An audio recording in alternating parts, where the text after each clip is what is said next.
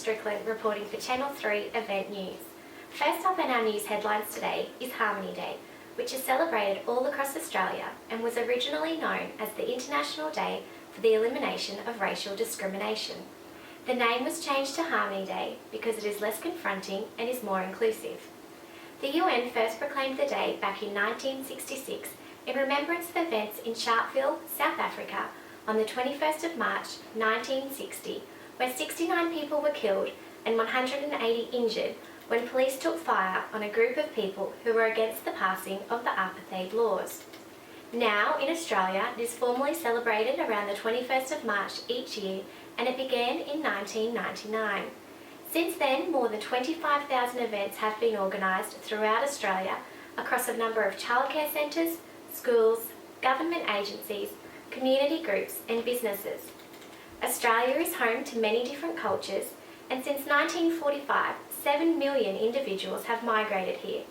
Today we have over 270 ancestries, and the percentage of individuals born overseas or whose parent or parents were is 45%. Harmony Day has a continuing message of everyone belongs, illustrating that all Australians welcome one another regardless of their race, class and gender. It is a chance to eliminate all differences and dominances that exist already within the Australian culture. It allows us to take a step back and look at where Australia has come from, recognising traditional landowners, and to explore and experience the many cultures that make Australia a great place to live.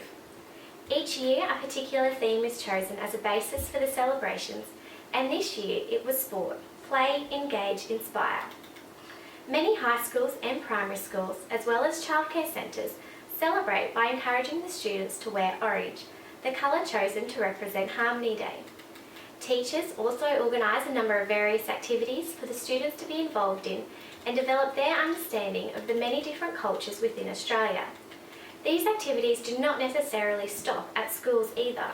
Events are organised in the wider community for all to be involved and ensure that all individuals feel welcome and included in our society.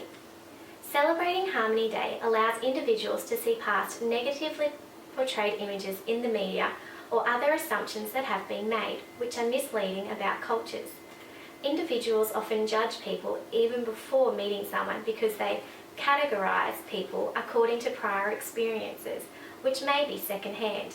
Even though Australians do not all look the same and everyone has different characteristics, some people do believe that whites are more superior to anyone else, thus putting them on a lower pedestal and mistreat individuals that are of a different race. According to McIntyre, whiteness is a system and ideology of white dominance that marginalises and oppresses people of colour, ensuring existing privileges for white people. This links directly with the race lecture from week 3, where John talks about whiteness as a systematic form of embedded privilege. It is an ideological position. Harmony Day is about eliminating these current thoughts of dominance and recognising the many different cultures within Australia. According to Weeks, identity is about belonging, about what you have in common with some people and what differentiates you from others. What is Australia's identity? Do we have one? The identity of Australia is forever changing, and as we become a more multicultural nation, the identity is emerging as it tries to incorporate different Indigenous and cultural perspectives into our white Anglo-Saxon cultural paradigm.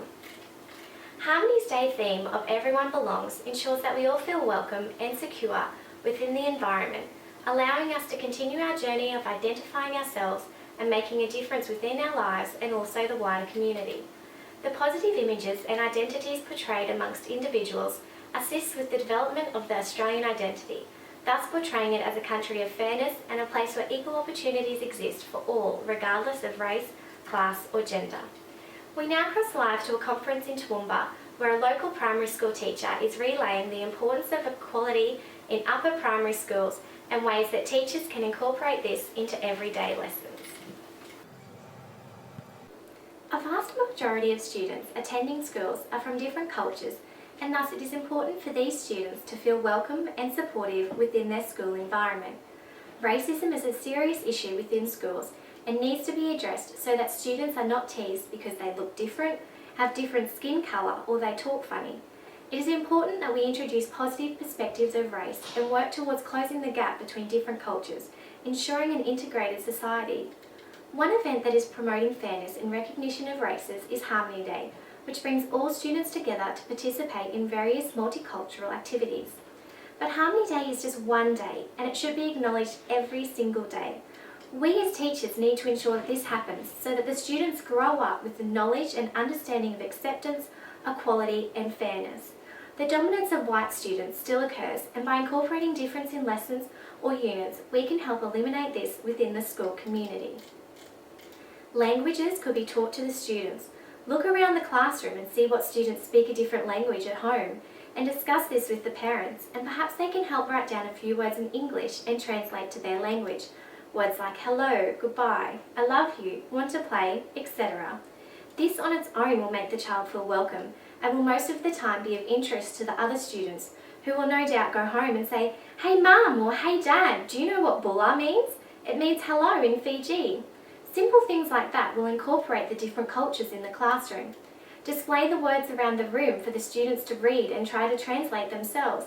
Or even better, they might ask the student who is from the different culture, "How do you say dog or milk?" or things like that, encouraging the students to involve one another in their learning. By learning a different language, the aim is for students to begin to understand how difficult it is for a new person coming to Australia who does not speak English, and how they may be able to help or make them feel welcome. Students may also find they have a great interest in the language and continue to learn later in their life, further developing their identity and impacting on the axes of race in a positive way. Another unit could be on characteristics. Ask each of the students to draw a self-portrait of themselves and colour accordingly: blue eyes, black hair, freckles, etc. It also involves students in social interactions with one another. What colour are my eyes? Do I have freckles on my face? Things like that. The self-portraits could be displayed around the room for everyone to view, and the students to evaluate what is different between them and another student or students, allowing them to look at how different each and every one of us is, even though we might all be Australian. We don't treat each other different, so why should they treat someone with dark-coloured skin differently? Explain this in the lessons and how it makes us all unique and influences the importance of our identity, so that people can recognise who we are. The song "We Are Australian" could be playing whilst the students look around, or play it and ask what they think they heard or what it means. This song depicts what Australia's identity is and continues to portray a positive attitude towards equality within our society. A multicultural week or month could be organised where the students come in on a particular day or for a week dressed like a culture and learn about their food, music, rituals, etc. A food day could be organised where students bring in a sample of food and everyone tries them. By learning about different cultures, students are able to connect with each other on a deeper level and begin to understand one another. We as teachers need to encourage the students to build better relationships with one another, work together and eliminate the terms them and us, so that we can create a society that is welcoming and inclusive for all and free of racism. These students are our future, and we can continue helping to create a more positive identity for Australia if we recognise difference and dominance of race within the school environment and support it through our teachings, much like the importance of celebrating Harmony Day.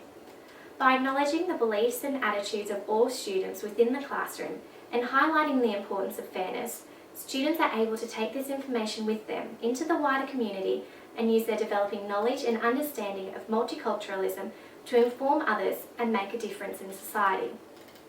Some people may ask, well, how far is too far?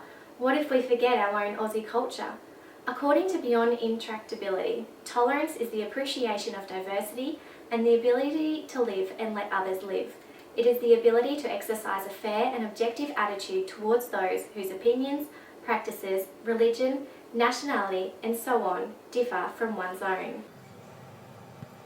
Thank you. We'll be right back after this break. You know